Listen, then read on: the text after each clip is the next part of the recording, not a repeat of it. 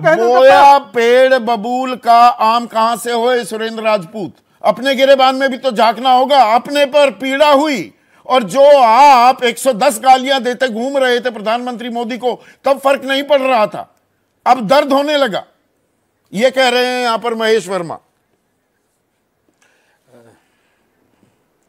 संदीप भाई, आप सबको नमस्कार और सबको सम्मति दे भगवान। दो बातें मैं बड़ी साफ कहता हूं। पहले, चूंकि आपने बड़ी महत्वपूर्ण डिबेट रखी है, लेकिन इसमें एक चीज चूक गए हम लोग। वो चीज जो है, यहां पर व्यवस्थाएं दो हैं। एक, गाली देना, अपशब्दों का इस्तेमाल करना, जो पहले से होते आए हैं, और दूसरा धमकी देना, आतंकी कार्रवाई करना। ये दो अलग अलग चीजें हैं। हम लोग आतंकी कार्रवाई जो ये कर रहे हैं, जो धमकियां दे रहे हैं, उनको और गालियों को बराबर रख दे रहे हैं। गालियां पहले भी दी जाती रही हैं, गालियां गुस्से में निकल भी जाती हैं, माफी भी मांग लेते हैं, खेद भी व्यक्त कर देते हैं, बात भी खत्म हो जाती है। हम इनकी गालियों को, पुरानियों को याद करेंगे तो 10 ट्रक भर जाएंगे। इनको तो 110 ही गाली मिली। लेकिन आप मुझे यह बता दीजिए कि आज से पहले ऐसा पहली बार नहीं हुआ है। महात्मा गांधी को भी पहले धमकी दी, उसके बाद किसी गोडसे ने उनकी हत्या कर दी। धमकियां मिली थी पहले कि तेरे को मार देंगे, तू ऐसा है, तू पाकिस्तान परस्त है, तू ये करता है, तू वो करता है। गांधी जी को इन्हीं राइट विंगर्स ने गालियां दी, उसके बाद उनको मार दिया गया।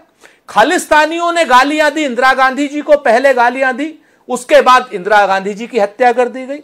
इसी तरीके से लिट्टे के आतंकवादियों ने पहले राजीव गांधी जी को गालियां दी, धमकियां दी, उसके बाद उनकी भी हत्या कर दी गई।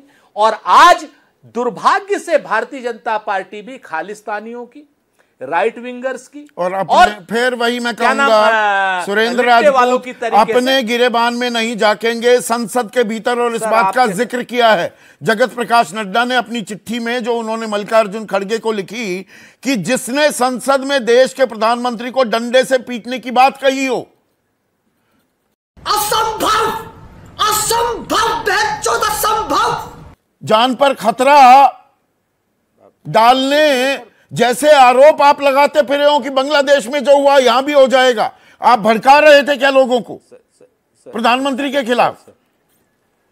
सर अब देखिए, अब संदीप भाई, अगर आप ये चाहते हो कि मैं भी महेश वर्मा की तरीके से जोर जोर से चीखूं चिल्लाऊं, मैं नहीं करने वाला।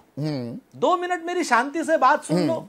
आप भी जानते हो, आप भी पश्चिम उत्तर प्रदेश के रहने वाले हो। हम लोग हमेशा एक प्रतीकों की भाषा में, एक लोग उसकी भाषा में बात करते हैं कि भाई लठ चलेंगे तेरे ऊपर। ये धमकी नहीं है, डंडे पड़ेंगे का मतलब ये कि एक साधारण भाषा है। राहुल गांधी जी ने आज तक कभी अपशब्दों का इस्तेमाल नहीं किया। और मैं आपसे बताऊं कि किसी भी जिम्मेवार उस पर इन्होंने कोई अपशब्दों का इस्तेमाल या किसी भी धमकी का इस्तेमाल, अपशब्द फिर भी हो सकता है, एक बार आप उनकी हिंदी अंग्रेजी की बात आप करके उनके अपशब्द निकाल लो, लेकिन धमकी तो कोई मतलब नहीं है। मेरी जो बात पूरी हो जाने दीजिए, उसके बाद जो निर्णय आपका वो निर्णय मेरा।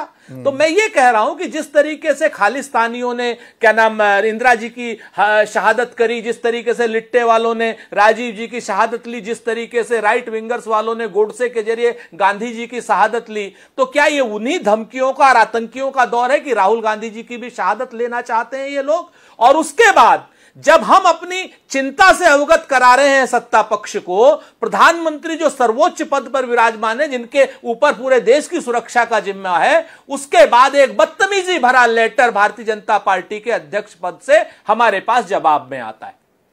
हम अपनी जान की बात कर रहे हैं, हम बात कर रहे हैं कि इस देश में धमकियां, आतंकी धमकियां दी जा रही। छोड़ दीजिए गालियों को, गालियों को 2 मिनट किनारे रखिए। गालियों पर मैं आपको दोनों के अंदर एक भेद करने की कोशिश की है। मैं थोड़ी सी आपकी याददाश्त और ताजा करा दूं। मल्लिकार्जुन खड़गे, ये तो 1 मिनट सुनिए ना, तारीख समेत बता दूंगा मैं कौन सी तारीख को ये बयान दिए गए। प्रधानमंत्री मोदी जहरीले सांप जैसे हैं, जो चखेगा वो मर जाएगा।